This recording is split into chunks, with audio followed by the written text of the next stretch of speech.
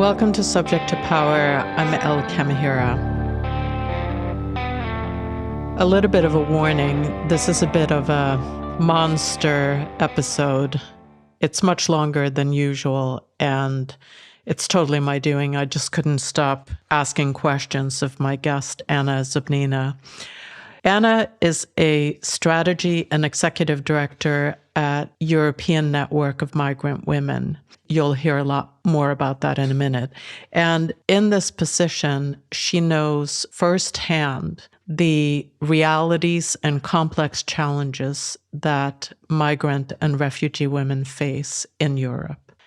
With over 15 years of experience in feminist analysis of male violence and discrimination against women and girls, sexual and reproductive exploitation, and international human rights policy work, Anna and her organization are active participants in the women's rights policy battles currently raging in Europe. In light of the rapid rollback of women's rights worldwide, it is a high-stakes time in Europe right now, where fundamental issues of equality between men and women are on the table, being hotly debated between EU government bodies, big international NGOs, the UN, and all the moneyed interest trying to influence them. And no one stands to lose more than migrant and refugee women, most of whom have fled men's wars, poverty, and violence, and are now trying to survive in a new land.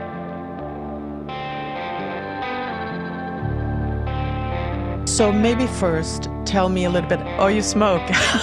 Yes. That's great. I love that. I smoke when I work. It's, yeah.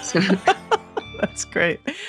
I would love for you to talk a little bit about what the organization is, your role in it, and a little bit about how you came to this work. Okay, so I start with our organization, which is a platform. Our name speaks for itself, I believe. It is European Network of Migrant Women. We have over 50 members, organizations in over 20 European states at the moment, and we keep expanding every year. We're quite careful about our membership because we have quite specific positions on certain issues. So it doesn't mean that anybody who does something on migrant women or on migration can join us. And overwhelming majority of our members are really small grassroots service providers who are led by migrant or refugee women. And it's also worth explaining our definition of migrant is quite broad. We mean those women who, let's say, came to Europe from outside of the European Union for various reasons. It can be because they migrated for economic reasons. Maybe they migrated because they got a job or they were looking for a job. Some women came for family reasons, family unification. Others are refugees. And sometimes they're in the process of waiting. So they're asylum-seeking women. Others have already their status recognized as refugees. And then we have, of course, students. We have women who, for various reasons, became undocumented on the territory of the EU. So they don't really fall into any legal category because they are in this precarious situation. We also work with women who maybe statistically are no longer migrant women because they have obtained European citizenship. So I am one of those persons. I was born in Russia. I left Russia in 2000. If you look at the way European Union collects statistics, I am no longer in this category of migrants because I'm the EU citizen. Nevertheless, of course, even though a lot of things change in terms of legal rights when you acquire citizenship, a lot of barriers for women who migrated, they remain. Those are cultural barriers, linguistic barriers, economic barriers, of course, structural mostly problems, but also issues within communities. And of course, violence against women affects us all, regardless of our, let's say, legal status, even though for women with more precarious legal status, of course, the vulnerability increases. Our members are mostly organizations who were established by migrant women, and they are quite small, and they provide services to migrant and refugee women on a daily basis, meaning that those women knock on their doors and they help them, whether it's administrative help or psychological help or legal help, and a lot of assistance for victims of violence. Our membership is very diverse. So we have organizations who are very mixed ethnically. So that's in a nutshell about our membership and what we do as a network. Usually we say that we work at two levels. Our main policy work has to do with the EU institutions. We are based, officially registered as an organization in Belgium. So we have our office in Brussels. By European institutions, we really mean European Parliament, European Commission. And of course, there is also Council of the European Union. And it's a little bit more difficult, the level of the EU Council, because it's made of ministers from different states. It's very high level. It's very insulated and very difficult institution. But we're trying also to have some conversation at that level. And the third level where we work is United Nations. So it's a global level. And there, of course, it's a bigger organization. It has many more different branches and outlets. And we work with specific areas and with specific agencies and bodies. So we have been working for a number of years now with the CEDAW committee that monitors the implementation of CEDAW Convention, with some special rapporteurs, the rapporteur on violence against women, for example. So it's in the areas that relate mostly to women's rights, but also with some agencies like UN Women. And we were just present at the Commission on the Status of Women in New York. This is policy work. And then we have other areas of work, which is really work with migrant women themselves. As an organization, as a platform, we do not provide services directly, but we work with our members.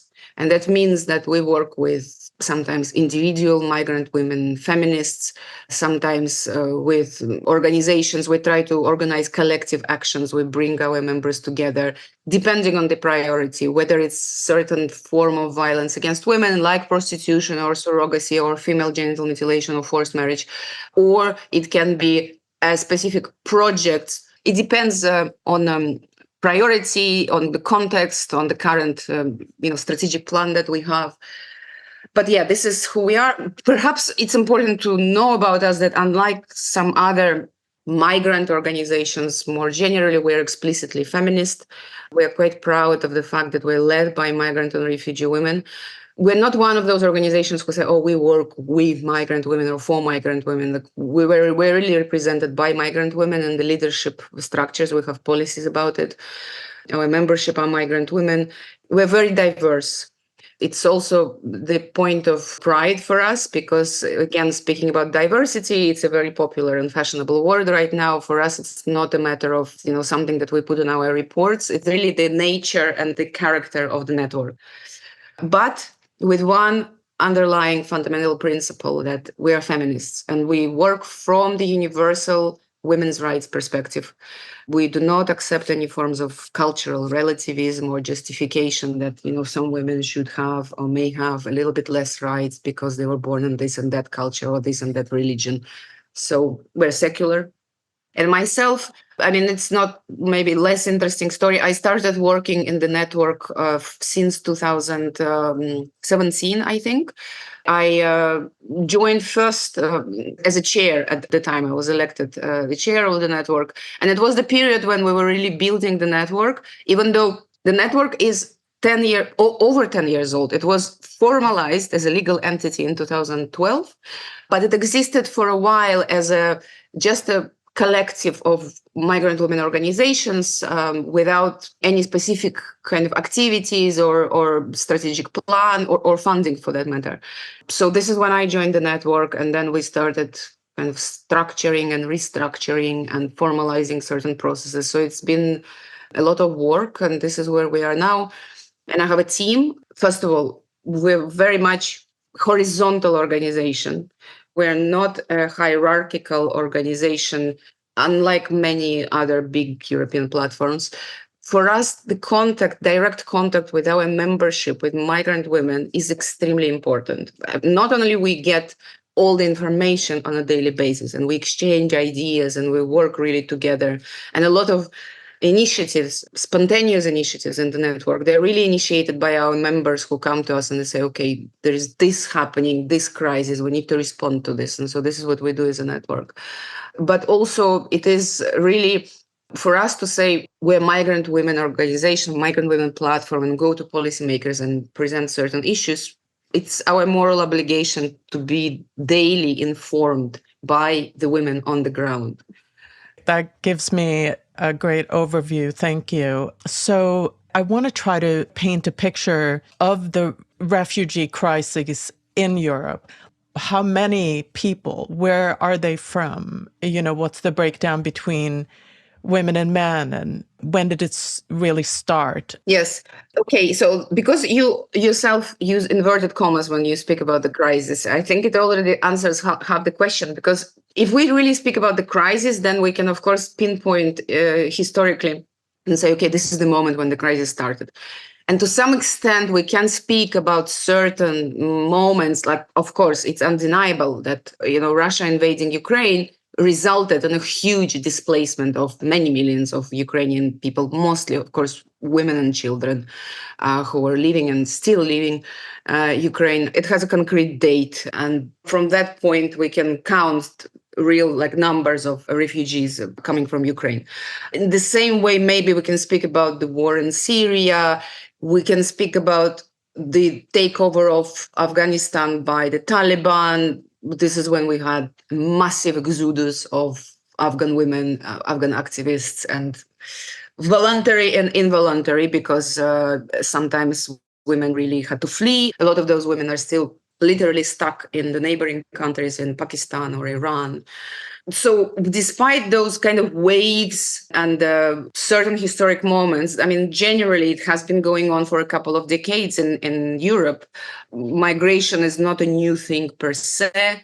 In overall terms, we have, according to the official statistics, we have around 20% of EU populations who have either a parent who is at least one parent who is born outside of the state in which they reside. So we should not forget that when we speak about migrants, and okay, I appreciate we don't really use the term refugees when people move from one EU state to another, but realistically speaking, when we have a huge amount of women leaving Romania, for example, because of absolutely devastating economic situations or because they're victims of trafficking, and they're entitled to protections as victims of trafficking, and they're EU citizens. Of course, it's not the same as fleeing war in Ukraine, but still there are a lot of circumstances that accompanying this movement of people that would be very similar to what refugee women would experience.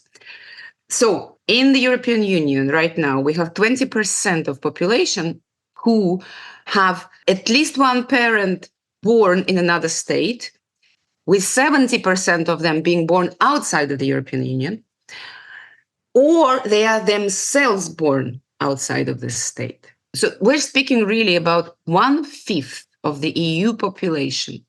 This is quite a large proportion that we have. 50% of this 20%, they would be women.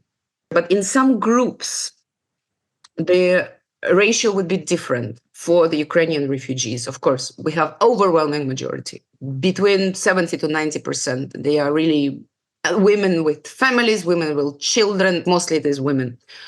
For some other groups, we have, for example, Afghan people. Historically, the ratio was very opposite. They were mostly men. So for some groups, based on the freedom of movement inside the countries from where women are migrating, based on the opportunities that women have, there will be a quite drastic difference between women and men who actually make it to Europe and claim asylum. People fleeing various situations in Afghanistan before the latest takeover of Afghanistan by the Taliban. Traditionally, they were men. But now, because a lot of women were trying to leave. And at the time of evacuations, there was no real attention paid to the vulnerabilities of women. I mean, all of those governments who were people who were employed, who were connected to the missions of those countries, a lot of them were men. And so they ended up filling airplanes with a lot of men. And it is organizations like ours who were really, through our membership, looking into specific cases of women. So we were very focused on identifying women who were at risk. We were quite active in those evacuations, and we tried to support women who were widows, for example. And we knew, like, if their husband was killed by the Taliban, we know that they would be at risk not only of forced marriage, but of persecution as a widow of the anti-Taliban activists. Orphan girls, obviously young women who were active political activists. It very much depends on ethnic groups. In the end of the day, the ratio becomes even when we put those groups together, because in some groups, like in Ukrainian group, it's mostly women, but in other groups, it's mostly men. But when we put all of those groups together, we have about 50% of women who are representing this migrant and refugee background population in the EU. Speaking about concrete numbers, so for example, just with Ukrainian refugees, what we had 8 million people who entered the EU immediately following the February 2022 when the war started. And some people started returning at this point, and some women, for two reasons. Of course, as it always is with refugees, nobody really wanted to leave in the first place, and it was really decision based on safety and saving one's lives. Mostly people want to return back home.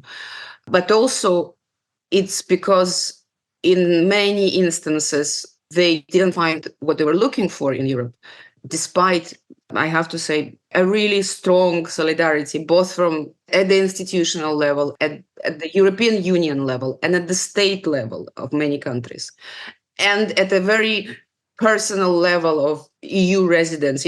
There was solidarity and welcoming and a lot of volunteers. Such initiatives usually have its life cycle. This kind of solidarity is not endless. Like with any crisis, like all the eyes were on Afghanistan at one point, and everybody was like, oh, they felt so sorry for Afghan women. And then the attention goes away and something else happens in the world. And also, of course, it's a matter of resources, because meeting refugees, providing accommodation, providing housing and jobs, and mostly women from Ukraine are really quite educated women in the majority, with standards that I don't think they're ready to drop. They want to continue their professional life, and they do not find those opportunities in Europe. And this is an important part of their lives and their identity. So some women returned because they couldn't live up to standards that they want. And in this kind of circumstances, they took a decision. It's better if I go back, even though my house was bombed and even though, there's disrupted infrastructure, but at least I have certain networks and connections. And of course, many, many women don't have that option from different countries that come from Middle East, Africa, so on. Yes, both for geographical reasons, because it's literally a European neighbor. So going through Poland, it's easier physically to move and to reach one country and another. And there are, for Ukrainian refugees, the European Union activated the so-called Temporary Protection Directive, which we argue should be made available for all refugees.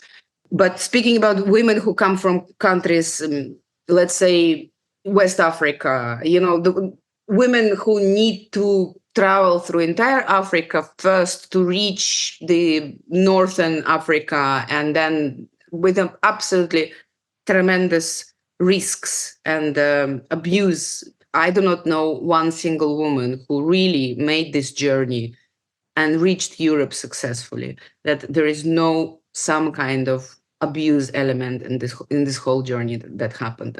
It's just impossible. but many women do not reach because those official legal routes to Europe are basically, I mean, they're closed at this point. The European Union is pursuing the policy of externalizing its migration management, as they call it. So we have EU-Turkey deal, we have EU-Libya deal. And this deal means that in a very plain terms, European Union pays money to Libya or to Turkey in order to keep migrants or refugees away from the European Union. But we question in the context like Libya, where it's absolutely corrupted system and access of women even to those application centers, physical access, but also, of course, it all then turns into bribery and who pays to whom to have a place on the interview, who qualifies, who doesn't qualify. Women get sexually harassed and sexually exploited. And women have less access to resources to pay for this kind of things. And then we have smuggling, if it's not trafficking, where women are actually trafficked, then it is smuggling, and you have to pay to smugglers. And it's huge, huge money. I mean, it's unthinkable when we hear about the stories that women had to pay 10, 20, 30,000 for a journey to Europe with the hope that they can recover, like earn this money. And I mean, when you arrive to Europe, what do you get? Is first of all, your application will be reviewed. It can be a year, it can be 10 years. You can be put in a detention center. You don't have any right to income. You don't have the right to work. You get some kind of subsidy. Sometimes you don't get nothing because they give it in kind. So they give you food and some other basic necessities. Women end up in prostitution. So yeah, that's what we have. Yeah, so I was just going to say it's very easy to imagine how sexual exploitation overlays this whole trip from country of origin to Europe, and then in Europe. It's very easy as a woman to imagine the risks and the vulnerabilities. Can you describe the situation in Europe, and as far as that's concerned, how are women in particular vulnerable and what happens? Yeah. Sexual exploitation. Yeah. Okay. Sexual exploitation, it's important to clarify that we do not have legal definition of what is sexual exploitation. We kind of understand as a colloquial term what it implies. But really, at the international level or European level, there is no legal definition of what sexual exploitation is. It can be exploitation and prostitution. It can be other forms of sexual exploitation. It can be exploitation in marriage. It can be exploitation in forced marriage. It can be exploitation between when boyfriend is exploiting his girlfriend, they don't have like legal relationship. We have right now in the European Union a new directive that is almost finalized and almost adopted as we speak. It's the new directive on violence against women and domestic violence. Its legal basis in the European treaties, the Constitution of the European Union, one of the articles is sexual exploitation, which is not defined in the treaties. So sexual exploitation is considered to be one of serious crimes with a transnational nature, meaning that it doesn't necessarily mean that it has to be a transportation of a person from one country to another, but in the sense that it occurs in all countries of the European Union, and it has huge dimensions. This is why we have sexual exploitation as a specific crime. It is so-called Eurocrime, on which there are just several of them. So, for example, terrorism, money laundering, cyber crimes, and sexual exploitation and trafficking in women. They're all listed as Eurocrimes, giving the European Union legal power to legislate in those areas, because the European Union cannot legislate in any areas where it wants. It is quite limited. It's restricted by the European Union Constitution, because in some areas, it's just the member states who make their own laws. So the reason I'm giving this background is that when we use the term sexual exploitation, for us, it's a very broad term that goes far beyond just exploitation and prostitution, for example. But exploitation and prostitution will be part of sexual exploitation. It's one form of sexual exploitation. So I leave outside what happens on the way to the European Union. The stories are numerous and they range from very straightforward, clear-cut cases of trafficking when women are being enslaved, quite literally. I mean, we're speaking about baby factories in Libya where women are captured and kept there for breeding purposes, and they're raped and they are made to give birth to children, and these children then sold into slavery. I mean, this is the reality that we have. One of the most, let's say, popular in terms of irregular migration, so is of course through Mediterranean Sea. And then we have different crossings and different routes, but of course it's mostly Southern Europe that kind of acts as a recipient. So we have Greek islands, several of them. We have several places in Italy and some islands outside of Italy, Spain as well. France, where maybe you heard about Calais jungle, so-called, that they try to demolish. And from there, women then try to move through the English Channel to UK, again, using these boats.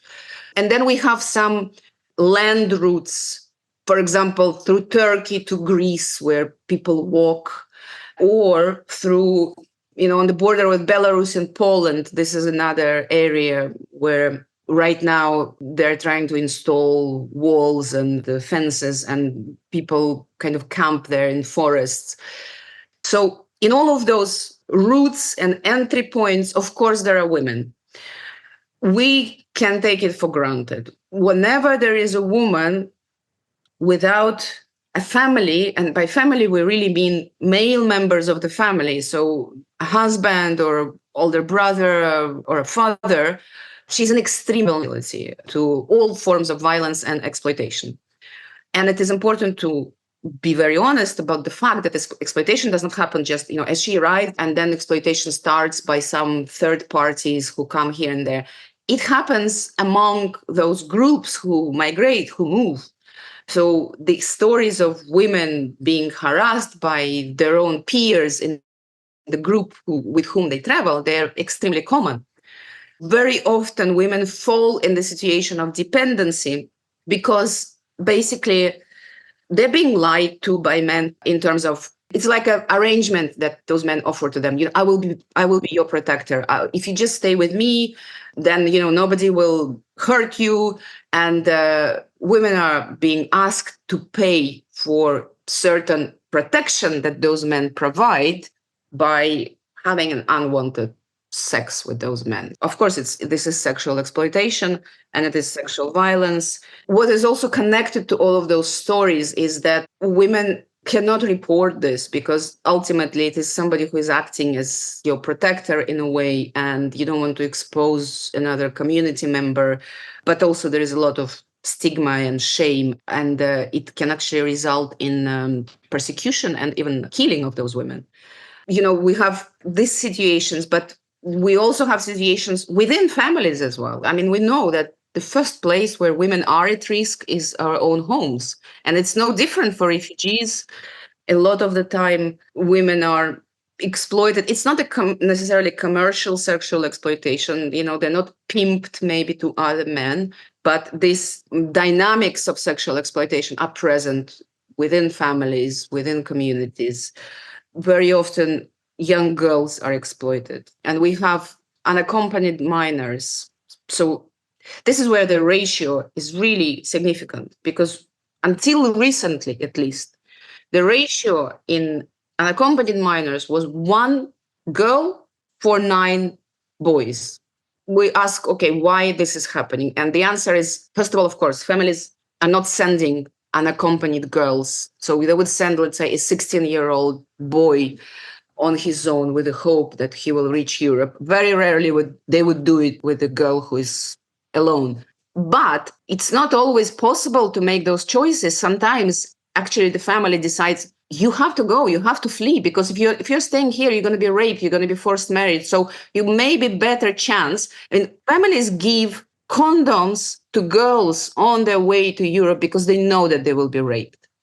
And they make those decisions, very, very difficult, pragmatic decisions that, I put it very brutally, but it's probably better to be raped several times along the way than end up being raped your entire life living here in these conditions. especially if it is war, for example, and if you're captured as a slave.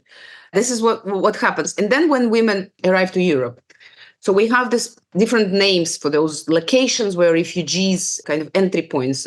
Sometimes they're called hotspots. Sometimes it's refugee camps. This is a jungle. This is a situation where there are no rules, no laws, no protection, and everybody is trying to survive. Women are at extreme risk of disappearance, prostitution, murder, forced marriage, all sort of violence that exist, you can find in those situations. I don't have exact numbers for this, but we do have quite a few cases when women are being used as transactional commodity between families or between communities. There is an element of control. Forced marriages are very present, and it absolutely involves forms of sexual exploitation. Young women, girls being promised as a wife by one family to another family. It is happening in the refugee communities as well.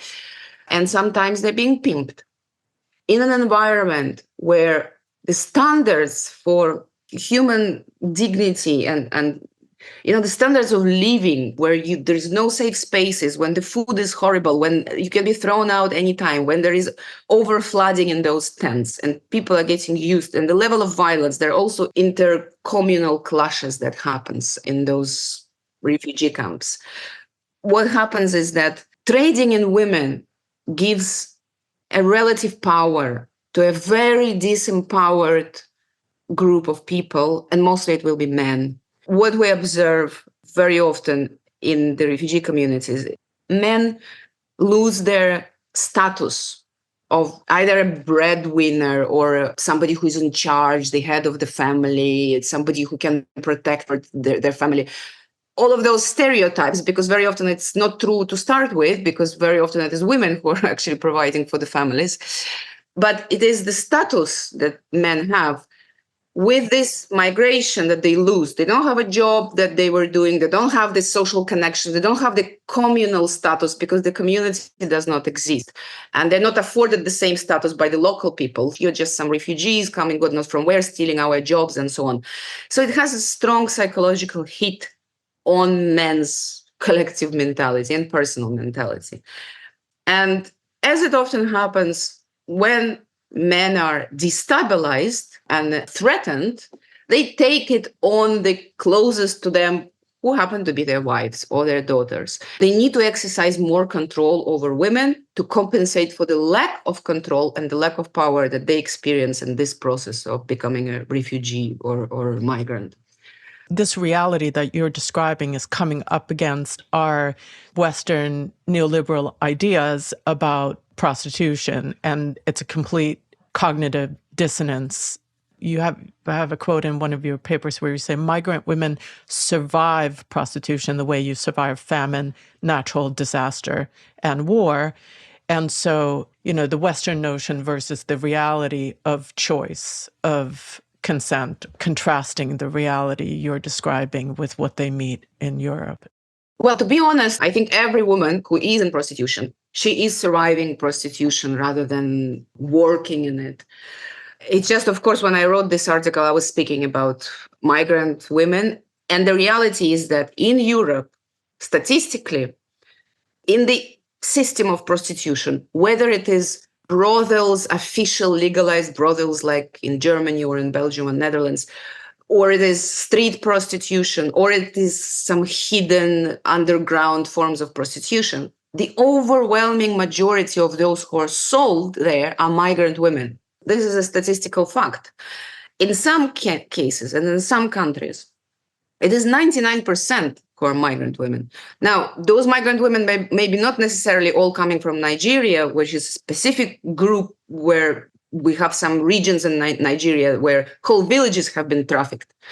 It can be from Romania, or it can be from Hungary, or it can be from some other Eastern European states who are now members of the European Union, but nevertheless, they're migrant women. So this is why, of course, when I compare it with any natural disaster that can occur where we don't have a choice, where we have to survive it, because the alternative is what? Is to succumb to the absolute misery of it and commit suicide, which is what some women do, or to be killed, which is a huge risk in prostitution.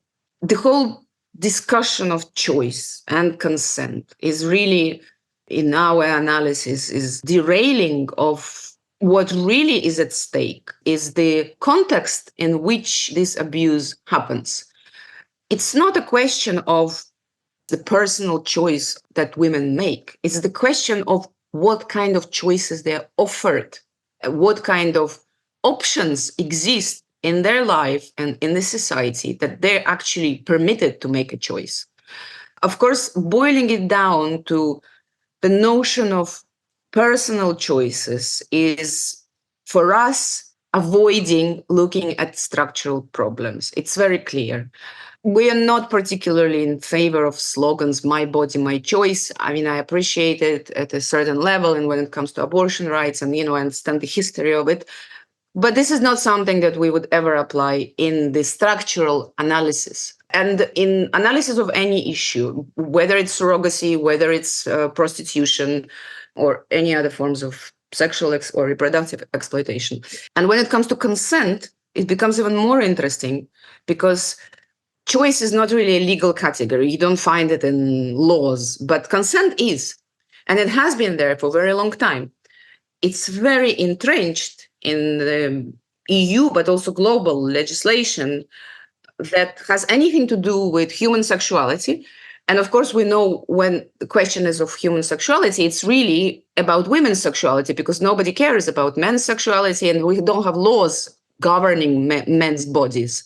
We're actually looking into this issue right now. We're trying to develop a position paper and kind of analysis from a legal perspective as well, questioning the issue of consent.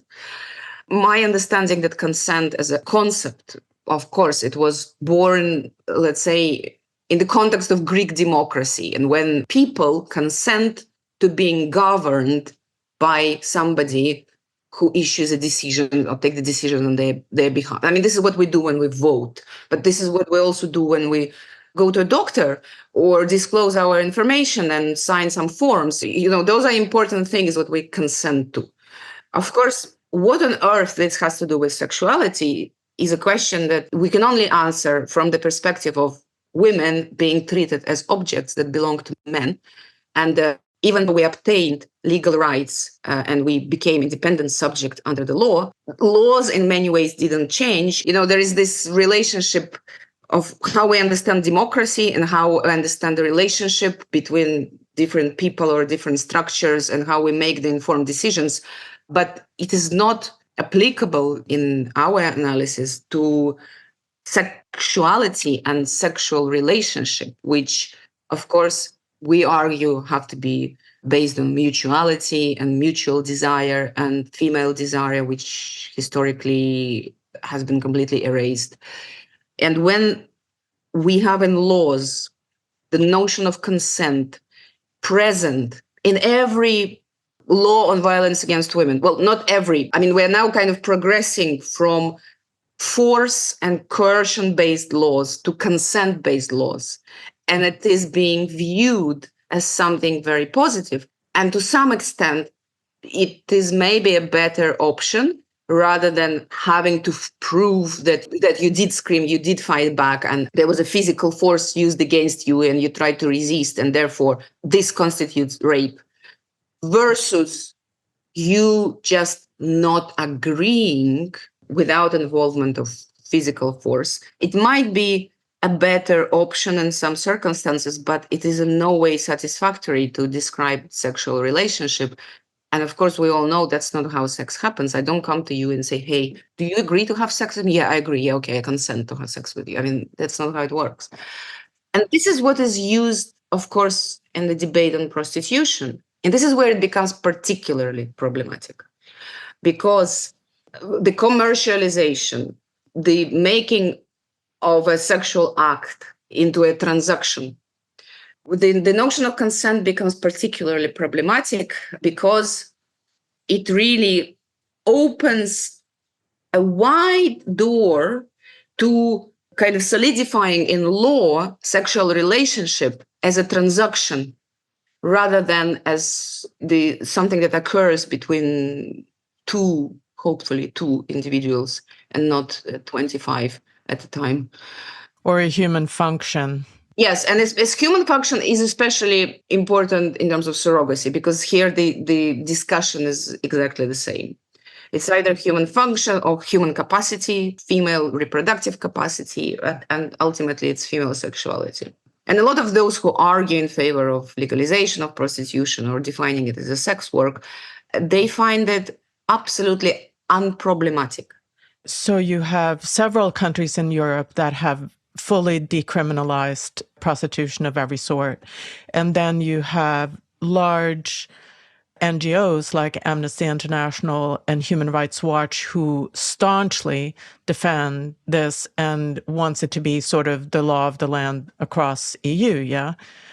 You quoted Kenneth Roth, the executive director of Human Rights Watch, saying, all want to end poverty, but in the meantime, why deny poor women the option of voluntary sex work?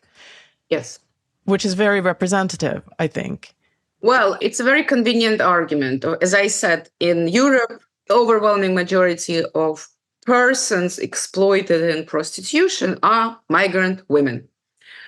As I said, we're speaking between 70 to 95, 99%.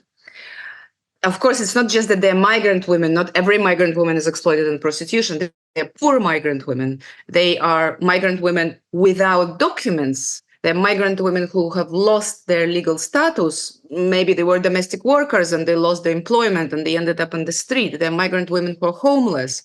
They're migrant women who are mothers. In overwhelming majority, they are mothers and they have to feed their families. And sometimes those families are in the country of origin and they're sending remittances and they're sending money to their children, or they may be as well in Europe with them. The main factor for migrant women is restricted labor rights. It's the limitations on our access to employment. So depending on your legal status, let's say if you're a domestic worker, which is, again, an overwhelming majority of migrant women, what happens if there is a situation of abuse? That's one sector where sexual exploitation is rife, where women become exploited by their male employers. Very often those women have to live in the house of their employer. There is absolutely no privacy. Sometimes they can't even close their door. People can enter in their room anytime, but also they are sexually harassed, they're sexually abused. We have cases of rape. So what happens if a woman, let's say she wants to report? I mean, first of all, it's extremely difficult for a domestic worker to report the situation of whether it's sexual exploitation or abuse or rape or harassment. Because ultimately, what we have in Europe is that domestic work is very often is excluded from labor regulations.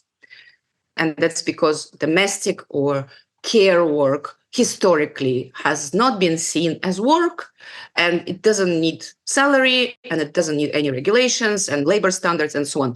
But also because it is migrant women in a overwhelming majority who is doing this work. So in many states, labor inspections or labor standards or labor contracts, they do not apply to domestic work. And the reason I'm giving this example is because it's a very telling example, because if these women want to report abuse, if they want to change the employer, if they want to revoke their contract, but not being deported from the country, to find another employer, it's almost impossible in most cases. So the choice that these women very often face is either to quietly run away and not to have their visa status renewed and stay undocumented in the country and trying to find maybe informally some domestic work here and there. Very often they are pushed in prostitution. This is just one group. Of course, then we have women who are actual victims of trafficking, who came to Europe with a hope of something else, even if it is dancing somewhere. Very rarely women imagine that it will involve actual prostitution and having to have sex with men that you don't want to have sex with. Students, another group, increasingly very vulnerable to sexual exploitation. So poverty and access to dignified employment. This is what we're talking about. It's an employment with which you can afford some basic standards of life, and you can feed your family and give some decent education to your children, and not starve. So these women end up in prostitution. So what the Human Rights Watch director is saying here is that we don't really need to change anything. We don't need to advocate for decent employment for these women. We do not need to lobby the government so that they give independent legal status to the women who come on a family reunification and then end up in a situation of abuse with their husbands. And they cannot report it to the police, because if they do, they will be sent away. The husband can send her away. He will be the first one to report her and turn her into a perpetrator in the eyes of the police. We don't need to argue for increase in salaries for domestic workers. All of those things, okay, we can mention it, but really structural work on changing those things, why do we need to do it? There is an option, and this option is prostitution. And not only it is good for those women, as they say, but what they don't say is that it's good for men. Because really, prostitution exists because of men. We know that for every woman in prostitution, there is demand of, 50, 100, 200 men at any given point who will be ready to pay to her. So there is a demand. And it's important to sustain this demand because it generates profit.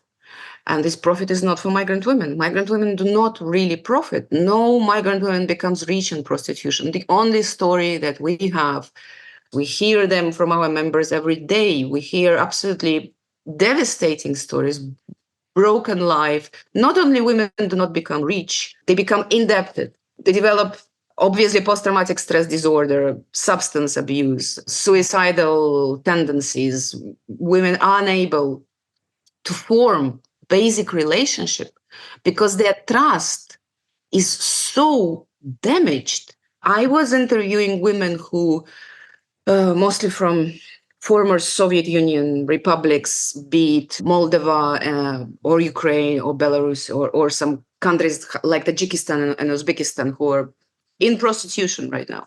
What was the most heartbreaking for me is that the very possibility of relationship with a man is removed from the horizon of these women. I'm not saying it as a man-loving woman. I have my criticism towards men as a class, but I would like to live in a society where I don't see every single man as somebody who is there to sexually assault me. I mean, that's why we need laws on violence against women. And not every man is a rapist, but we do not know which one. This is the basic critique that we have. But ultimately, I mean, what we're fighting for, that the situation will change. And what we witness with the women who spend even half a year in prostitution. And it's not really victims of trafficking who were chained and thrown on some van and transported to a brothel and being kept there. We're speaking about cases that on the surface to many would appear that women made this choice. The psychological consequences that we see on these women, the trauma, the very possibility of having friends, trust, friendship, all those things, they don't exist in prostitution. Everything is overshadowed by suspicion, by violence, by being constantly alert to the possibility of being violated, robbed, and killed. Even, solidarity between women, it's not something that is a common currency in this environment, because you are being made to think of every woman as either a potential competitor or somebody who can backstab you, who can report you. This is the premises of prostitution. And of course, men pull the strings. And it is men who come in brothels and they choose, and women have to parade themselves. And it has a debasing, dehumanizing effect on a daily basis. And we can all pretend and speak about how everything is commercialized this day and everything is for sale, but it's not true. This is not what happens with Amnesty International or Human Rights Watch employees. Nobody enters their office and evaluates their thighs and their buttocks and their breasts on a daily basis, or to show the size of their penises so that we can employ them. So it's simply nonsense. And we are amazed and shocked, and we continue being shocked with certain so-called human rights organizations who are coming up with these slogans, really throwing the most vulnerable women under the bus in the full knowledge that this will never happen with them. There's no chance it's going to happen with them. And so we actually ask, like, we kind of ask ourselves, and we ask them periodically, what are you doing here? Why are you in this business of human rights? Like, what is your motivation actually? Whose rights you're trying to protect? It's not the question that they want to hear. It absolutely needs to be asked, because we also are in a very dodgy situation of a lot of human rights organizations really being businesses. Like, we really have to speak about this. And it's not just NGO sector. It happens in UN structures. And in the EU government. In all governments, and the EU is not an exception to this. It's a lot of lobbying. You always have interest groups who are around the decision-making bodies and structures of power, and they try to influence them. So there's nothing new about it. What is new is that they have successfully appropriated the discourse on human rights. They're quite creative and they're quite inventive.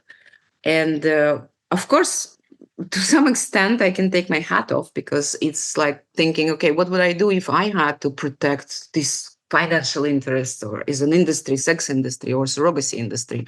You really have to be creative, because feminists did win in certain areas. Not every country in Europe follows the model that Netherlands or Germany does. We have France, we have Ireland, we have Sweden, Norway, Iceland, who really took a very, very different approach and adopted this so-called Nordic model, or equality model, or abolitionist model, where every person, but again, those persons will be women, they are recognized as victims of exploitation, of the system of prostitution. They're decriminalized and hopefully provided support, exit programs, and also preventive measures and educational measures. I mean, Nordic model is a very complex model. And I think our opponents like to portray it as some kind of prohibitionist model and punishing men, but it's just one element. And it's an extremely important element to send this very clear message. Women are not for sale. End of story. There is nothing to discuss here. You want to buy a woman? You're a criminal. That's not how we want to live in the society, that a man wakes up in the morning and says, okay, I'd like to have an orgasm today. And then he opens the internet and starts browsing between Chinese, Russian, or Cuban, or this and that women. Another important element is helping them exit. And from our perspective as migrant women, a very important part of this package is providing regularized status to the women in prostitution. It's extremely important, because no matter how much we're financially or helping women to acquire some new skills or recover their skills that they lost, women get de-skilled in prostitution. This is one of the tragic things, because we have women who are very educated and very skilled. It's really a process of rehabilitation. But also, if you don't have a legal status, what on earth are you going to do with all of your skills? Because you can't really get a job. In France, for example, if a woman wants to exit, she can receive a comprehensive package. She will be given regular status, but she also has access to certain services. Let's say an NGO supporting her will develop this exit path for her, and it should be really a long term. Our advocacy is towards this kind of comprehensive model on prostitution. Which is great. So I wanted to go to two of the main pro-prostitution arguments. One is we want to decriminalize because we want to destigmatize prostitutes and prostitution. That's one. The other is like decriminalization in itself would reduce prostitution. Can you address those two arguments? Yeah. No, it's a very common argument. So the first one about stigma, I think I even wrote it in my article. I haven't seen a woman killed by stigma. What is stigma really? Stigma is a social attitude. Yes, stigma can have a certain impact. We have women stigmatized for all sorts of reasons, not just because they're in prostitution. We have single mothers who are stigmatized. We have women who enter into relationship without marriage. We have a stigma, really very stigmatizing attitude, even to domestic workers. The lower you go on the employment scale, the more there is stigma. We have absolute stigma attached to certain ethnic groups, very, very, very serious stigmatization that we have. Stigma is not limited to women employed in prostitution. This is just a general observation. The second point, it's interesting when we speak about stigma, why is it that women are stigmatized but men are not? The sex buyers, they're not stigmatized. They are to some extent under the Nordic model where there is awareness raising campaigns. Why is it that most of those men, most of whom are married, do not come back home and saying, I just came from a brothel and it was wonderful, and maybe to share this experience with his daughter, or this is all really hidden in all of those very legalized and normalized and destigmatized settings. Because really, all of a sudden here, prostitution becomes just about one party. And what's happening with the other party? If we speak about this stigma thing, it's important to ask the question, why as a society, we come to stigmatize only one party? It sheds lights onto what prostitution is and who performs which functions and who benefits from it. No matter the context, men somehow walk around without any stigma. But at the same time, they're not particularly advertising this fact. They don't go around and saying, yeah, I'm a punter, I just raped so many women. They don't go to work and tell all of their colleagues about it, and they don't tell it to their wives and their girlfriends. Then the whole thing of what stigma does. So yes, okay, it's not pleasant. Stigma it's a social attitude that can produce certain psychological effects. It doesn't correlate, it doesn't translate into the actual violence. We're speaking about countable, tangible, palpable violence that is being perpetrated against women in prostitution. Who kills the women in prostitution? We can speak all these theories, but we need facts. And the facts is who kills what, at what rates, and which conditions. And here we see a very clear pattern that the overwhelming majority of murders of women in prostitution are committed by men who come to use those women.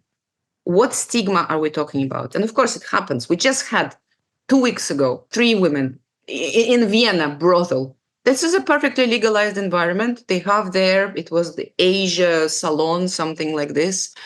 Women from China, migrant women. So it was like a killing rampage. Only one of them survived. She locked herself in a room. So what stigma are we talking about? Did he decide to kill them because it was stigma? No, he decided to kill them because he had an intention to kill them, and he had this intention because he hates women. And the women in prostitution is the easiest and the most obvious target, because prostitution positions these women as being available for male violence, being available as objects. We know that in order to commit a crime as serious as murder, as a femicide, it has to be connected psychologically to positioning this person that you're going to kill as a non-human or as an object, as something whose life you can dispose of. It belongs to you in a way. This is why we have domestic violence murders, which is the first cause of femicide. Statistically, we have most women who are killed by femicide. They're killed by either their current or former partners. What drives those men is most often the sense of ownership of these women. So these women are slipping out of their control. They want a divorce. The women say no. These women want to stop their psychological abuse or their economic control, or they want to take the kids away so they're not abused. And femicide is a femicide. The same pattern, the same kind of mentality is absolutely needs to be present when women in prostitution are killed. So what happens is that those men kill the women not because of any stigma, not because somebody told them on TV that, oh yeah, prostitution it's not sex work. But if it is sex work, then it's okay. Then it's fine. It's all workers. None of them think in this way. They think that it is a woman who is an object because the very system of prostitution objectifies her by the very nature of existing of this, that you can pay for her sexual availability. You can suspend her rights as a human being and have sexual access to her, which is unthinkable. We don't go around the street and doing things like this to anybody. It has to happen in the context of prostitution that removes those barriers that we have in everyday interactions, that we have at work. There are social standards, there are legal standards that will be considered as sexual harassment. Those barriers and conditions from social norms to legal norms, they are removed. And here you have an absolute green light to treat this person as an object. And those men who are already women-hating, who already see women as objects, this is a perfect environment to enact whatever fantasies or intentions or desires that they have. Okay, murder is the extreme form of male violence, but it's very important to start with this because this shows us how far it stretches, where the limit, where we have to put the legal boundary as well. And that's why we need to have those laws in place. But then not every woman, of course, gets killed. A lot of women kill themselves in prostitution, but there are a lot of violence that happens.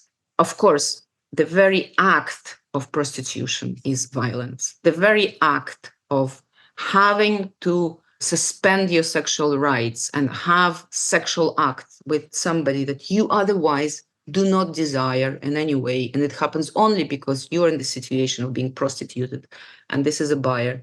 It's violence in itself. How those advocates, this is not violence for them. Violence is something that happens extra. It's when he also hit her, or when he tried to strangle her, or when he didn't pay money to her. So in those acts, who commits those acts of violence?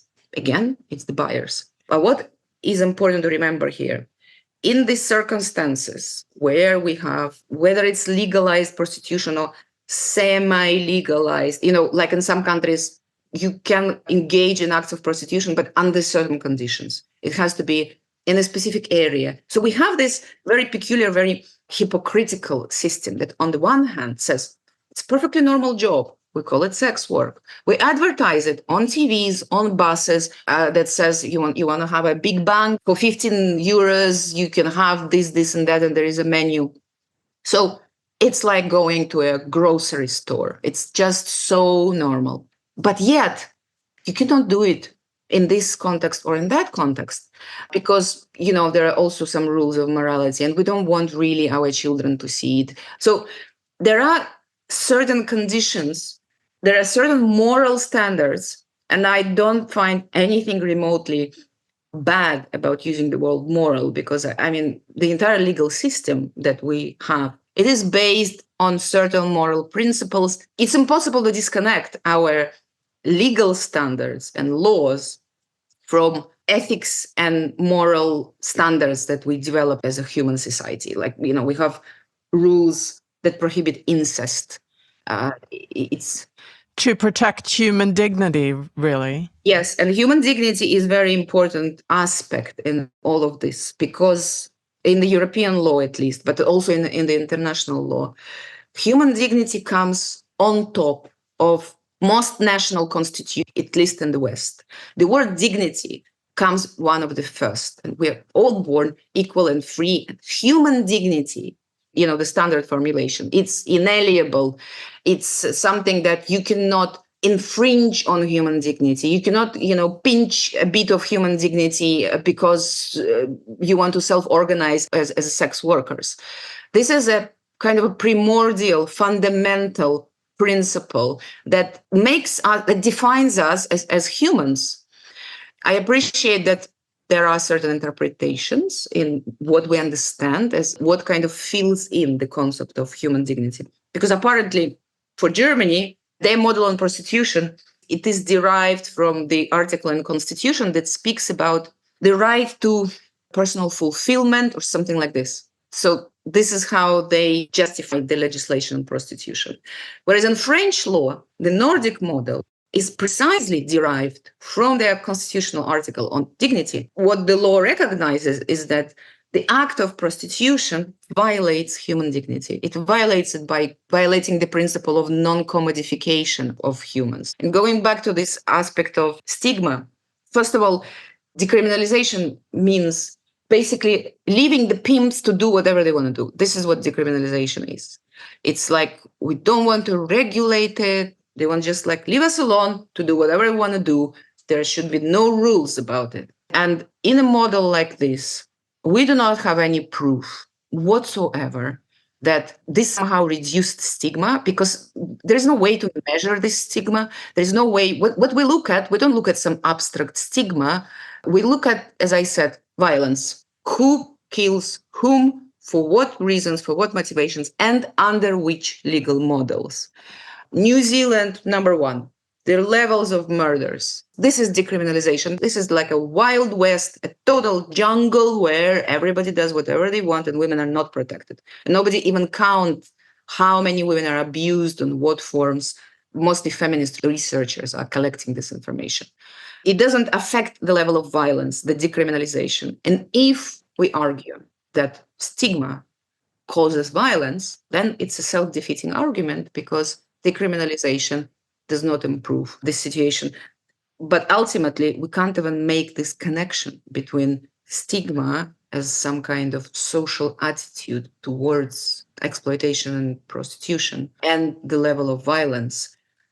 Because what Nordic model ultimately argues is not any kind of stigma, but placing real legal and moral responsibility where it belongs, on those who perpetrate violence. It's not some idle conversation about, just social attitudes towards prostitution. It's about naming the actors in the system and putting responsibility in financial terms when they're fined or when they're jailed, and making it clear that such actions as trying to have sexual access for payment to another human being is punishable. It's not socially accepted, and there are legal repercussions to this. These, if anything, have very real consequences in terms of stigma, and putting this stigma to those actors that I mentioned at the very beginning, who go around so far without any stigma, is the buyers. This shifts the stigma and says, okay, those men, they should be ashamed of their behavior. We should not raise our sons in normalizing this attitude towards women. And it should be, yes, it should be stigmatized. Now, there are some new programs about, if we stigmatize poor men and what are they going to do exactly? I do not know. Like what? Should we not stigmatize rapists? Should we not stigmatize pedocriminals who are trying to sexually exploit children? There probably is some truth in the fact that we need not only punishment, there has to be preventive measures and education, and we need to really eradicate misogynism within the police forces to have the laws enforced properly. But it's not just about the nature of criminal system, which is the argument of some, that it's punitive by definition, and we have to move away from this towards some kind of restorative justice approach. The fact is that we don't have enough resources. There's not enough funding. There is not enough places in prisons sometimes.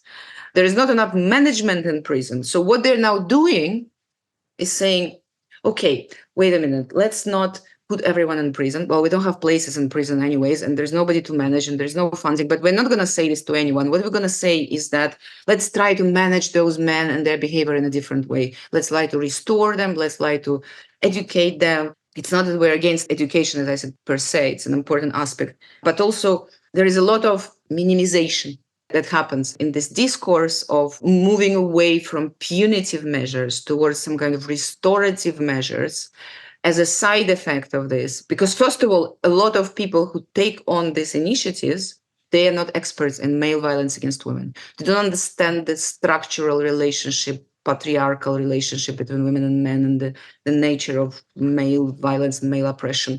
And they really minimize what those perpetrators are doing. And then it has an effect. Perpetrators are extremely clever.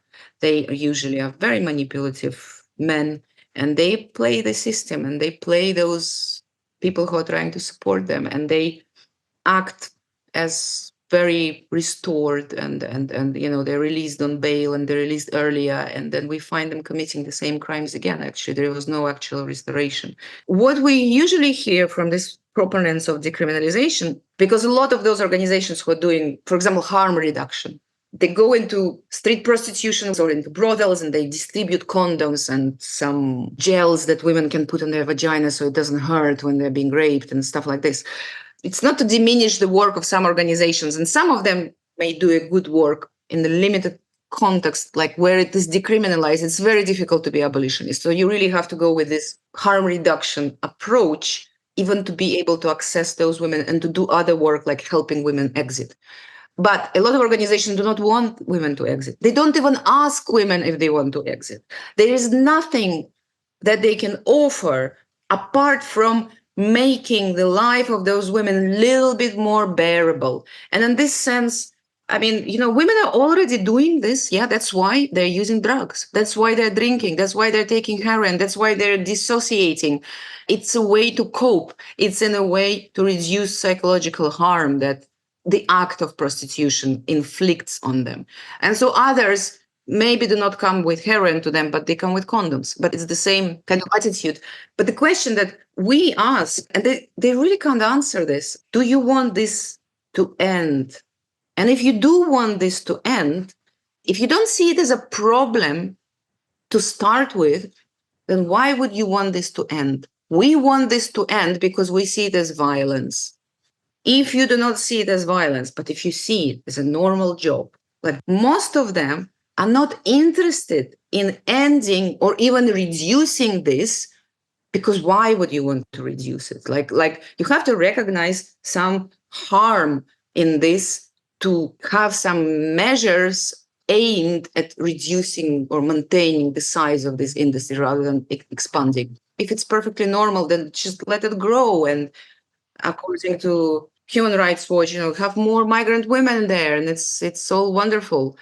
I'm not so familiar with the argument that No, but what you said made complete sense and made better sense than what my question was looking for. But you know what I think, what maybe you meant, and this is quite often being used, it reduces trafficking. This is what they say. Because we have quite a distinction, and this is where they succeeded, this prostitution lobby. They managed to separate trafficking from prostitution. The trafficking is bad. Trafficking is international crime. It's in international law. We have Palermo Protocol. We have a number of regional instruments. We have Council of Europe Convention on Trafficking. We have the European Union Directive on Trafficking as a form of serious crime in the EU treaties. So all EU states have laws that outlaw trafficking, and it's a serious crime, and there are serious punishments. Never mind that we have extremely, extremely low rates of prosecution of traffickers. Germany, Netherlands, including the countries that regularize, very, very low, but it's everywhere. And it's because legally it's extremely difficult to make the case, to successfully prosecute a case of trafficking and to bring perpetrator to justice.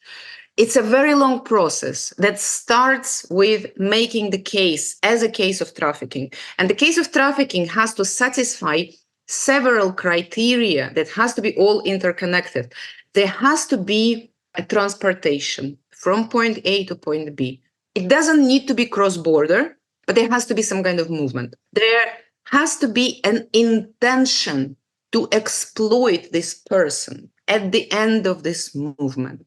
It may be one person who has the intention, and then he traffics her, and then he exploits her. Or it can be three different actors, but also means of deception, coercion, force, or this abuse of power and vulnerability. So you have to, as a law enforcement, to have the case, you need to collect all the evidence for all of those elements, put it together, and then you not only need to have cooperation of the victim, who in most cases do not want to cooperate, because for her to denounce her trafficking is a huge risk of being murdered, of being re-trafficked, of having her kids held hostages or some other members of the family, and so on.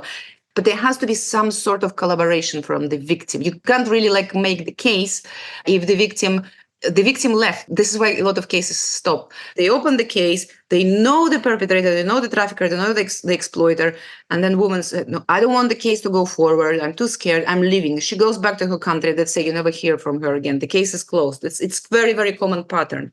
But so the reason I'm giving this kind of information about trafficking is because trafficking is a crime. States have to report. For example, in the European Union, we have the EU anti-trafficking coordinator. And she really monitors the implementation of EU anti-trafficking directive. And there are certain indicators, and she produces annual reports on the number of identified victims, presumed victims, the cases, the nationality of the victims, and so on. States have a legal obligation. They have to report and they have to collect evidence and say what kind of measures they took to implement those laws. Now, what the proponents of regularization argue very often is that if you regularize or decriminalize prostitution as a system, this facilitates detection of victims, and this improves the reporting within the system, and ultimately it improves anti-trafficking laws to work and prevent trafficking from happening in the first place or catching the traffickers. And trick here, first of all, it's a legal trick because, of course, if you have a system that runs perfectly smoothly, it's just a job. And in this context, where you have how many prostituted women we have in Germany? What, 40,000? Most of them are not registered as paying taxes and, with a record on their CV that years I worked in a brothel, because that's not what women want to have, despite the lack of stigma in Germany. But let's say we have 40,000 women in prostitution by some unofficial accounts. In this pool of victims of prostitution, of course, there will be huge amount of trafficking victims. And it's very easy as a state to report on identification and kind of measures that you have to support. It's very easy. You don't even need to go anywhere underground. They are there. They're in the brothels. They're all known. The pimps are known. Districts are known. It's like a cover-up, in a sense, for states who regularize prostitution to appear in legal terms as we're doing so well combating trafficking. Never mind everything else, what happens in prostitution. Here are your victims. You want victims? Yeah. Never mind also, we didn't manage to persecute any users of those victims, because actually Germany has a law that says that if you're knowingly exploiting a victim of trafficking, then you can be criminalized. But there were no prosecution. There's nobody, not a case that they penalized a guy like this, because it's impossible to prove. I mean, all of them know that women do not want to do this, and they still go on. And how do you prove it anyways? Like, what? Do they ask them questions if they're being trafficked or not? And the same with pimps, the same with traffickers. There are some cases, famous cases, but they're very, very low. So they detect the victims. They can report on successful identification of victims. This creates a good image of them as a state who combats trafficking. Persecution remains very low, and the industry keeps rolling. So it's really, this is a trick. And unfortunately, this is what we argue. It's not enough. So if we just limit our understanding of prostitution as a form of trafficking, we really leave outside a huge amount of women who will never be qualified to be really recognized as victims of trafficking because they don't satisfy those little elements to make a case. And it really creates a great cover-up for the system that otherwise normalizes prostitution as an act and then criminalizes trafficking. Yeah. I wanted to move on to the European Parliament resolution on prostitution that happened in September, because it's a significant development. Yes. So we had a wonderful resolution adopted by the European Parliament. So maybe I should mention that resolutions of the European Parliament, they have a normative character, but they're not binding. So it doesn't mean that if there is a resolution, then all the states in the European Union have to follow what the resolution says. It's more an expression of will of the only democratically elected decision-making body, which is the European Parliament. It goes through a democratic process of discussion and debating and amendments and so on. And then, of course, it's a matter of majority who votes. It's actually a second resolution on this subject, because the first one we had in 2014, and it was also very strong, and it was initiated by then UK MEP Mary Hannibal. So we call it Hannibal Resolution, that first recognized prostitution as a form of violence. And this resolution follows in its steps, and it kind of reiterates certain things that were already said in 2014 resolution, but now 10 years later. And it goes a little bit further because, of course, the means of recruitment changed. We had war in Ukraine, for example, but also we have a really proliferation of filmed prostitution, pornography, and the methods of recruitment of women changed. A lot of it is happening online. And it speaks to a greater extent about migrant women. What it does, it places prostitution in the context of equality between women and men. So it's not just, okay, prostitution is a form of violence. It also looks into how it affects other normative aspects, whether it's possible to achieve at least formal equality in the context that does not recognize prostitution as a form of discrimination against women and the form of violence against women. And it gives a very clear answer that it's not possible. So the title of the resolution is Prostitution and its Effects on Gender Equality in the European Union. So they really try to place it in a bigger context of equality between women and men. It's very, very important because really this is a feminist perspective on the problem. Then additionally, it does speak about new forms of prostitution. So this so-called sugar daddies that is now an increasing phenomenon, especially among young women and students. It speaks about specific situation and vulnerability of migrant women. It speaks about pornography, and it offers as a way forward. So it analyzes facts. Of course, there were a lot of consultations with stakeholders, and we were very active in this process. So it looks at all of this evidence, and then it says, in our opinion, the best way to eradicate this form of violence, so first it defines it as violence, and improve the gender equality, as they call it, and we call it equality between women and men, is to really have Nordic model on prostitution, to criminalize the buyers, to criminalize third parties, profiteers, pimps, and to support those who are trapped into prostitution, mostly migrant women. So yeah, it is an important confirmation from the European Parliament that generally speaking, there is an appetite and a will from the European parliamentarians to treat prostitution as a form of violence against women. It is a very important normative instrument that, of course, we will be using and our members will be using at the national level, at the European level, and at the international level as well. Why it is important as well is because currently we have in the Council of Europe, the European Court of Human Rights, which is a different structure from the European Union. They are reviewing the French abolitionist law that has been challenged as unconstitutional first, and then as violating the European Convention of Human Rights, arguing that it infringed on the rights of sex workers to self-organize and engage in the occupation of their choice, because this is one of the rights, to engage in the profession of our choosing, which was rejected by the Constitutional Court in France on the basis that it's all very fine to organize as long as it doesn't violate human dignity. And prostitution absolutely does. The French decision consolidated the French law. It made it crystal clear that the law is not anti-constitutional. It's based on the human rights, and it protects whom it needs to protect, and it places responsibility where it belongs. So those who disagree with this and they want to continue seeing women in prostitution, then took the case to the European Court of Human Rights.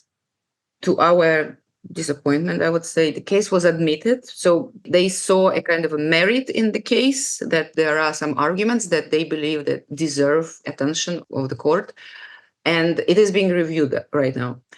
And what we have in the context of this case, which is a very important case, because if by some flaw of judgment, European Court issues a decision that we have a law in France on prostitution that is in contradiction, in violation of the European Convention of Human Rights. Of course, it may have very important repercussions for both for France, but also for other countries, both those who have Nordic model and those who pursue the opposite model of regularization. So it's a very critical moment. I wanted to sort of layer in surrogacy because it's so very linked to prostitution and laws around bodily autonomy. If there's any way you can sort of layer in that, the issue of surrogacy in Europe. Yes. So that's another frontier that we have to deal with. Of course, surrogacy is not a new issue as such.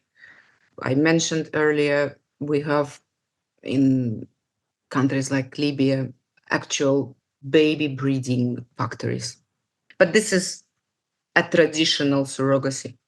When you impregnate the woman by the means of rape, and then you remove her child. In a more progressive, liberal, and modernized context, we have different ways. We improve the way we exploit women. And it's no longer because rape has been outlawed. So we do it now technologically and by involvement of different clinics and fertility clinics, how they're called, and different third parties and mediators and lawyers and doctors and obstetricians and gynecologists. And, there are really a lot of actors involved in this because, of course, it's not an easy thing as just to rape a woman.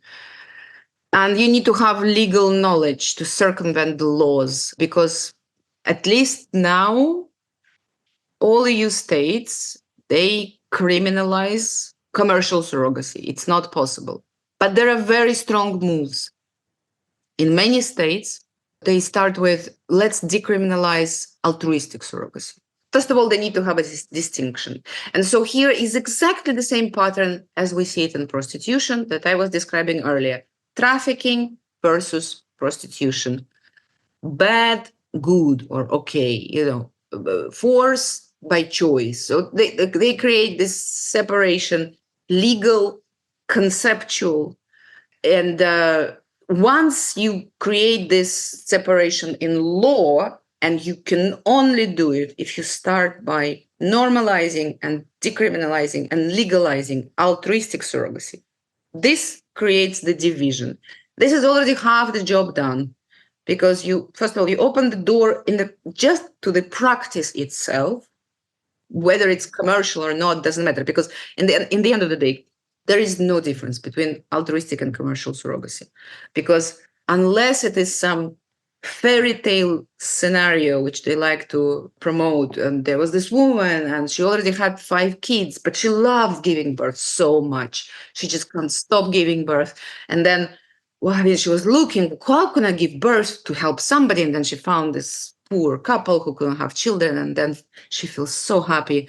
So all of this nonsense, or some kind of mother carried a baby for her grandchild who couldn't have a child on his own. And like really fantastic stories that we hear sometimes. Most of the time, what is altruistic surrogacy is really when commercial surrogacy is criminalized, altruistic surrogacy becomes an alternative to this, and woman is compensated for her expenses. So you cannot pay directly to the woman. You cannot buy a child from a woman, which is ideally what you would like to do, preferably removing the child immediately. The moment it pops out of her body, you take the child and off you go. This is the ideal situation that they want. But for the moment, this is what they have to do, and they're not allowed to pay directly to the woman, but they can compensate reasonable expenses. And of course, reasonable expenses can be created on paper. It can be medical treatment, it can be some psychological treatment, it can be massage, it can be clothing, it can be food, it can be going for holidays, like whatever. It's easy to make the package that would actually, when you look at the payment, it's really just paying for buying a baby. So what they're trying to do is to right now separate this altruistic surrogacy and say, this should be normalized. It is happening. Again, the usual argument, like in prostitution, it was there forever. I mean, it's so logical, isn't it? Because we had slavery forever. We had it for so many centuries. Why would we want to abolish it? I mean, rape is still going on as far as I'm concerned. I know that it is still happening. Domestic violence, like all the horrible practices that we have, and we managed to outlaw at least some of them. We managed to overcome this by defining it as a form of violence, a violation of human dignity and of human rights, no matter how many centuries it was present, no matter that it was there historically. But no, when it comes to female sexuality and female reproductive capacity, this is a huge argument. It's happening. It's already happening. And if something already happening, right, then we need to decriminalize it. It's so logical. So they say that it's not going to go away. The best way to help, again, prevent exploitation, prevent abuse is to decriminalize. And really what we need to start by decriminalizing at least altruistic surrogacy. And we have right now in front of our eyes the case unfolding in Ireland, where they are trying to regulate, and it's very likely that it's going to be passed. So the proposal is to regulate international surrogacy. Now, you couldn't go more racist and completely transparent in your exploitative agenda than making, if it's international surrogate, if it's women in Ukraine or in Georgia or in Russia or in India or in Colombia or in Mexico where the industry is moving, then it's okay. Those women we can exploit. And in this case, we will recognize your parental rights. So, because one of the main argument of the industry is that, well, the babies are here. What are we going to do with them? We do have cases of stateless babies who were kind of adopted in one country and it was okay, but the rights of baby buyers are not recognized in the country where they live. And so the babies and the parents are in this legal limbo. And the well-intended policymakers and some human rights advocates say, we have to protect the babies. And of course, to protect the babies, we have to create such a law that will create more of those babies so that this industry starts expanding rather than closing down the industry. And it's very extremely unfortunate situation for some babies, but it's like with prostitution, the choice is very clear that if we abolish prostitution, some actors in the industry will be unhappy and some will be affected and some will complain about being discriminated. We're going to have women who will lose their income. That's just the reality. In the same way, we might feel very sorry for those couples who cannot have babies. But having babies is not a right. We don't have such right in international law or in any law. Normally what you have in Constitution is that you have a right to create a family. You have a right to enter into marriage on your free will, not being forced. You have the right to divorce, but you do not have the right to have a child. And definitely you don't have the right to buy a child, because this is actually a really clear form of trafficking. And so what we have in Ireland is that because some Irish couples, and it's important to name the actors or demand side here, there are very often heterosexual couples who for some reason cannot have baby. There is a very strong gay lobbying groups. It's the gay couples or individual gay men who, so it happens they were born men, so they cannot carry babies. It's very discriminatory. They say that they cannot carry babies. So therefore, at least they should have at least some kind of woman who should carry a baby for them. And preferably if it's a woman who will not then sue them and will want to take the baby back or will not change her mind in the middle of the process. This is why in the contract we have clauses that the woman does not have the right to change her mind. I mean, it's absolutely amazing what you start discovering when you're looking in depth in this industry, and it's absolutely an industry with an estimated income in 2032, so in less than 10 years, an estimated profit that will be made globally by surrogacy industry is 120 billion. It's the fastest growing industry because, prostitution is already everywhere. We have a lot of exploitative industries that already established themselves. They're kind of just reproducing themselves, but they're not growing so fast. Surrogacy is growing as an industry, as a medical sector is growing. They're expanding their markets, they're recruiting new clients, they are going into different countries, installing the fertility clinics and doing a lot of lobbying. So it's really rapidly expanding market. But so when you look into some of those advertisements, we would have packages where you get, how do you call it, a reset. It is if your baby that they purchased dies within the 2 years. Oh, God. Then you have the same woman who will carry, or maybe it's not the same woman, but the clinic with whom you had a contract provides to you a new baby. So there will be another woman who will carry. A replacement. Yes, exactly. I mean, you don't believe this when you're like, it's some kind of horror movie, but then it's actually there. We see this advertisement, we see these stories, we look on those contracts. And we did a research. Our network is a member in the Global Coalition on the Abolition of Surrogate Motherhood. And we conducted a joint research on the, let's say, relationship and intersection between migration and reproductive exploitation. And the reason that we did this is because we wanted to little bit preempt some of the issues that we know are coming our way. We know that if there is any profit-making trade that is targeting vulnerable women, migrant women will be first in line. So we wanted to do kind of a preliminary research, and we absolutely saw the patterns of exploitation, how women are moved. It's all there. We have women being moved, of course, from country to country. So really trafficking in women, really recruiting women, targeting and recruiting strategically women in very vulnerable situations, knowing that these women really are in extreme financial difficulties, then bringing them to another state to gestate the baby there. And maybe she would give the birth there, depending on the laws of the country. Sometimes she's brought to the second country to be in the clinic there, and they're really kept in those clinics. The freedom of movement is severely limited. They're kept there until the time when she needs to give birth, and then she's transferred to another jurisdiction because this would be criminal act in this country. So sometimes it involves 2 and 3 countries. Sometimes she's brought back to give birth. We have cases of women being exploited as surrogates, and at the same time, their eggs extracted. So there is multiple reproductive exploitation. We have women who are being impregnated, but sometimes it's the women who already were pregnant with their own children, and they're brought to another country, and they, it's forced adoption. They remove their babies, and then they also harvest their eggs.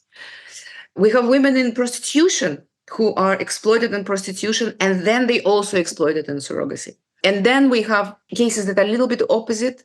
They are women are kept in one place rather than moving them from country to country. This was mostly in Ukraine, actually, in the context of war, because women wanted to leave. Women wanted to leave Ukraine completely, or they wanted to move to another place in Ukraine, but they're not allowed because they're under restriction of the contracts that they signed. And the clinic or the lawyers is saying that you're obliged, you're bound by the contract, so you have to stay here. So that's the stories that we know. And there is a push. There is absolutely a push to legalize this, to normalize this, and to expand the industry because it's very profitable. And so are we looking at the same actors in European politics and policy that are working to, normalize prostitution and normalize surrogacy? Yeah, that's a good question. There is an overlap between the 3 kind of movements or actors. So there's prostitution, there is surrogacy, and there is the so-called LGBTQ movement that connects the 2. What we have is the demand side for surrogacy comes from both heterosexual couples and very strongly from the gay couples, especially. There are some lesbians as well, it has to be acknowledged, who are advocating for this, but I think it's really a minority. There are enough of other actors who act like pimps in the surrogacy industry, but they're not pimps who pimp women in prostitution. They are lawyers. They are, as I said, this medical sector. These are pimps. It's exactly the same. They're third-party profiteers. This is what pimping is. It's just that they recruit women not to be raped by men, but to be impregnated through sophisticated technology and then control them and then receive the baby and transfer it to the buyer. The actors are a little bit different here. But when it comes to satellite advocacy groups who very much are influenced by those who make profit directly, there is like amalgamation. So we have pimp groups who now refashion themselves as human rights organizations. And they are all very presentable. They used to come with red umbrellas and scream and shout and throw things and behave very unpolitely. But they figured out maybe it's not such a good idea to have this image in the eyes of policymakers. So they're all very presentable and they all learn proper human rights discourse and terms, and they all use the terms that we need to put intersectionality and inclusivity and diversity and blah, blah, blah. So it's all, and they publish things and they publish reports. They merged in many ways with some, what used to be known as human rights organizations. They find themselves in the same rooms. They find themselves signing the same papers, and they find themselves doing the same advocacy towards the same decision making. And very often there is this overlap. So you have very, very, very strong support towards the legalization of prostitution by this LGBTQ movement. And it's the same movement who has a very strong support for legalization of surrogacy. The argument is a little bit different. So they would say, why do we want to legalize prostitution? Oh, because a lot of the so-called trans women are in prostitution. And for them, it's a way to cover their transition, maybe. Or sometimes they like it. I mean, we communicate with them. We meet those trans-identified men. They don't hide the fact that it's empowering for them to be in prostitution. There are different stories about why people enter there. Unlike with surrogacy. And of course, in surrogacy, the thing is, it's only women who can be exploited. There is no matter how you identify, no matter what you do, you will not be a victim of reproductive exploitation if you were not born a female. There are some little bit different dynamics and actors, but there is a very big overlap. And this is what we see when we work with certain policymakers, because we come with our feminist arguments and with our analysis. And we see the same actors. You have Human Rights Watch, you have Amnesty International. It's those who advocate for legalization of prostitution, and they would also oppose criminalization of surrogacy. And mainly it is because we don't want to drive it underground. The industry always existed. We need to reduce harm. And of course, what about all of those poor gay men who want to have babies but can't have babies? But we are in a situation like this right now, that a lot of those positions are occupied by activists. So just one thing that needs to be known, we have currently the special rapporteur on health in the UN is Dr. Tle Long, if I pronounce it correctly, from South Africa, who is a former chair of the South African Alliance of Sex Workers or Association of Sex Workers, right? She describes herself as an expert in pleasure. I mean, pleasure, whose pleasure we want to ask? Definitely not women's pleasure. But her main goal is decriminalization of prostitution. She goes with this agenda everywhere. She was in the European Parliament recently. She puts her letter to the European Court of Human Rights on the French case. She is there for a reason. She was put there for a reason. There was a lobbying behind her election. When she assumed her position, she was still a chair of Sex Workers Association. I mean, it's shocking. It is really shocking. And this is something that we know because we work in those structures and we deal with this every day. And we are now in the situation where we're thinking, okay, what are we going to do? Shall we do a hunger strike and sit in front of their offices in Geneva? Like, what else needs to be done to say that it's not okay to have an industry spokesperson as an activist representing the male sexual entitlement? So this is just one example. There are many more, and we are in big trouble, and women need to pay attention to what those UN experts are doing. Yeah, truly, truly. It seems like a very monumental time right now. Is it going to go this way or that way? Yes.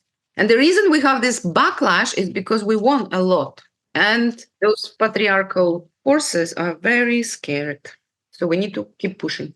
That's right. And not just scared, but they are ready to battle back, battle back in a big, big way, big, violent way.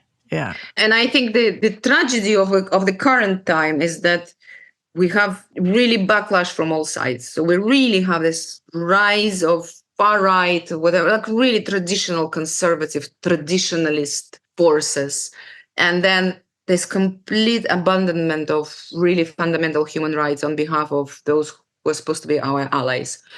The so-called progressives. Yes, exactly. Yeah. And of course, one is a matter of fact. I mean, we look at them and they say, guys, I mean, you're best friends. You're pursuing exactly the same agenda. It's control of women's sexual and reproductive rights. This is what your ultimate goal is. Make women available to men, either privately or publicly, but, keep it status quo. That's right. So don't pretend to be on the opposite side. No, yeah, this is when we need to name this. This is like, I'm so fed up with calling them even progressive. Like, no, they're not progressive. They are aggressive. They are patriarchal, and they are very, very anti-woman and anti-human rights. Yeah, that's what they have in common. That's for sure. Yes. Yeah. Anyway, I don't want to keep you any longer. Thank you so much for talking for such a long time with me and going into You're very welcome. All of these areas in such depth. So I'm looking forward to sharing the episodes. You're very welcome. Thank you.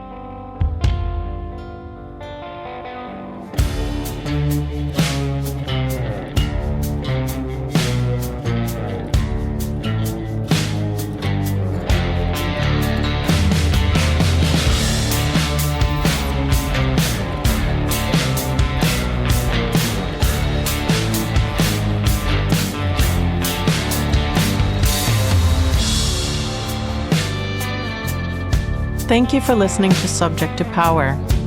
You can find the show online at subjecttopower.com or subscribe to the show wherever you find your podcasts.